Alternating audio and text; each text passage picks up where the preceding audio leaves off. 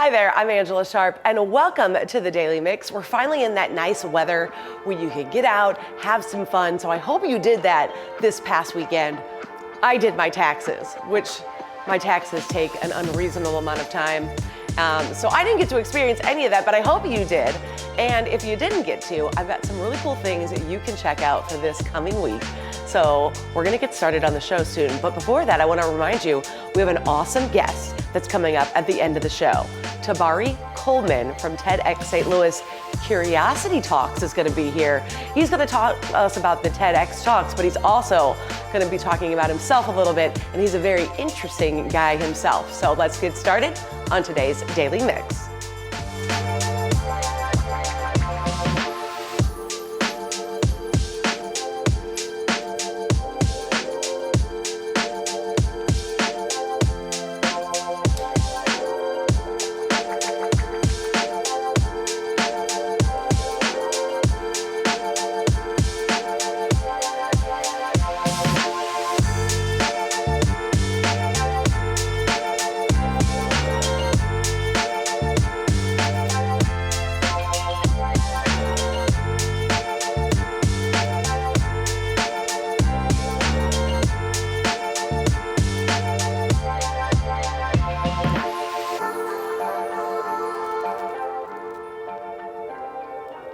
It's officially spring, and it's also officially baseball season. If you didn't notice, I'm in all red because Cardinals home opener is on its way. There's going to be some changes happening in kind of Busch Stadium. They're kind of making a little more happy, high vibe going thing. So there's going to be a lot of music coming through, a lot of things. You know, they've got Flo Rida and Cole Swindell doing post-game concerts throughout the season. Of course, we're bringing back theme nights. There's some really cool theme nights. If you purchase that extra ticket and you get the theme, I'm most excited about the Barbie theme night because I'm a big Barbie fan. But there's going to be a lot going on, and everybody loves Cardinals home opener.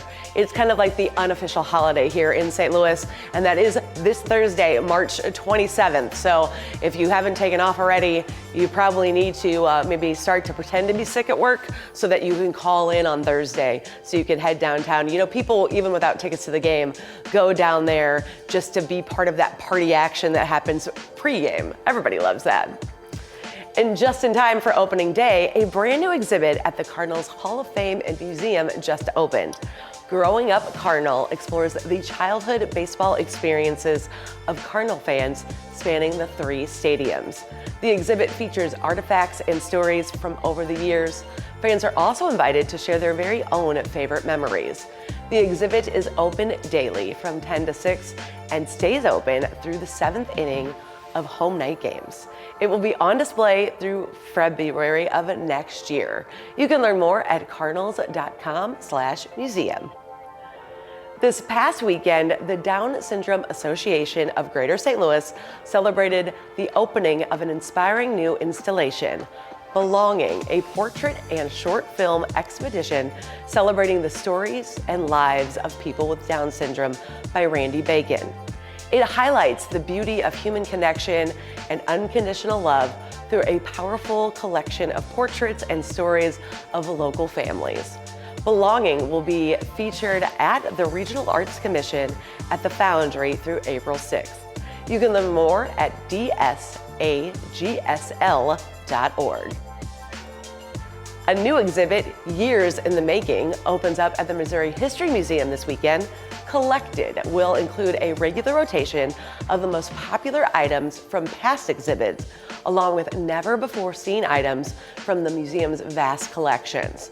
In addition to the physical exhibit, the Missouri Historical Society recently launched Curated Collections, a digital companion that allows users to explore different collections with a new theme each month.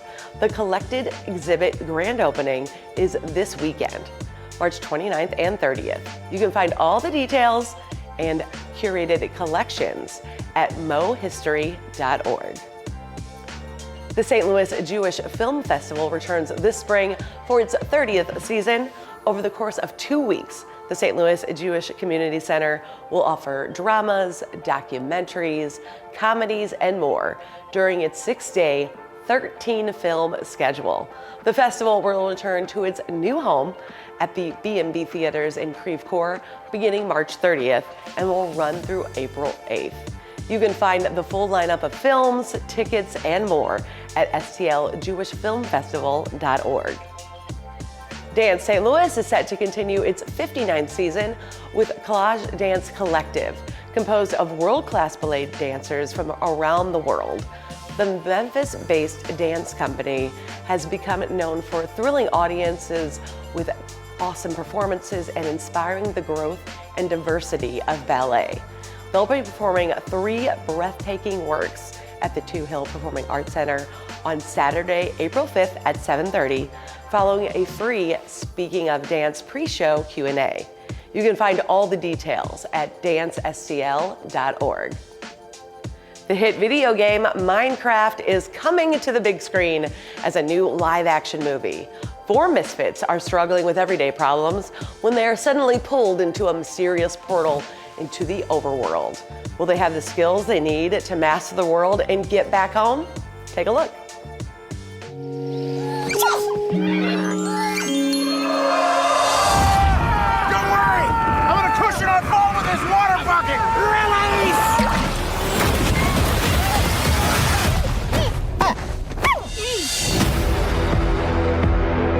In the overworld, Whoa. anything you can dream about, you can create. So they built all this? Yeah, most of it. Hold up. That thing doesn't understand a word you're saying. We're talking. Life here was perfect. Until one day, flint and steel, we came across the Nether. A place with no joy or creativity at all. You, what are you making? Oh, if they get their way, this beautiful world and everything in it will wither and die. Bio con Dios. It means goodbye, brother. No, it doesn't. Don't look at her. It does. If we want to save this world, creativity is key to survival. Now what? Elytra wingsuits. Bye-bye. Those things work, right? Absolutely. Coming in hot! I got something for you. I love Blue House.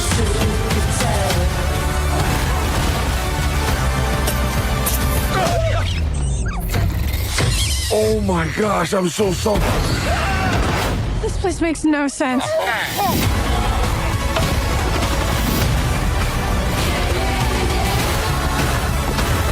Let's do this. They want me to fight the chicken? Chicken jockey!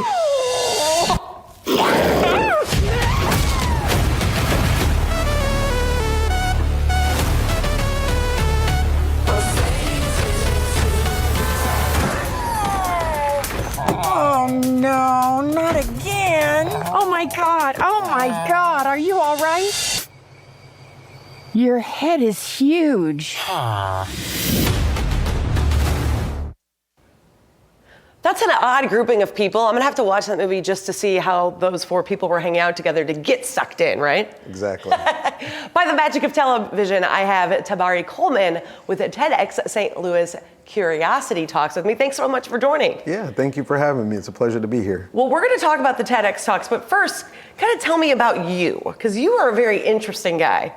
Well, I appreciate that. I was born in the Philippines. I grew up on the island of Guam. My dad was in the military, so we spent the majority of his career overseas.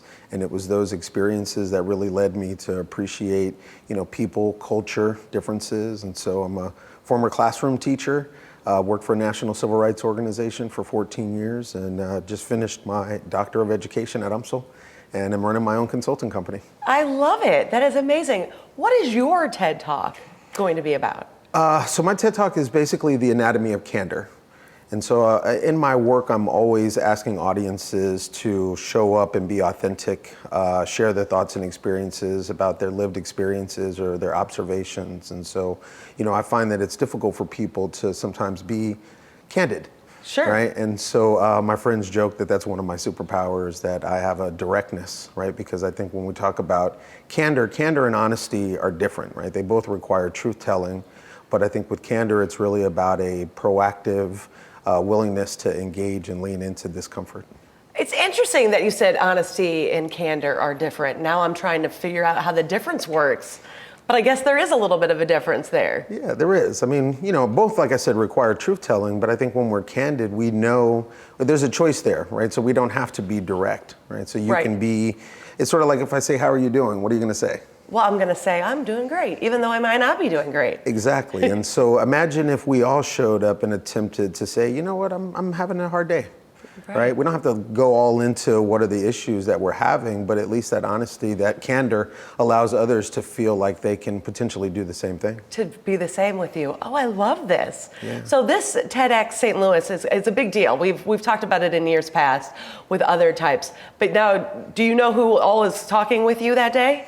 Yeah, there's 4 other speakers. I've had a chance to get to know them a little bit over the last really 6 weeks, because there's a whole process when you do TEDx. Sure. And so really interesting folks, great conversations, really looking forward to hearing their talks. And so everything is kind of with curiosity in mind, even though everybody has a kind of a different road. Yours is obviously candor and that kind of directness, but everybody else has like a different road. Why do you think somebody would want to come to one of these TEDx talks? Yeah, well, if you're not familiar with TED, they really bring great speakers from all over the world together to talk about unique ideas and perspectives. We've got some great leaders here in St. Louis that are really bringing to the fore some conversations that I think people will find interesting.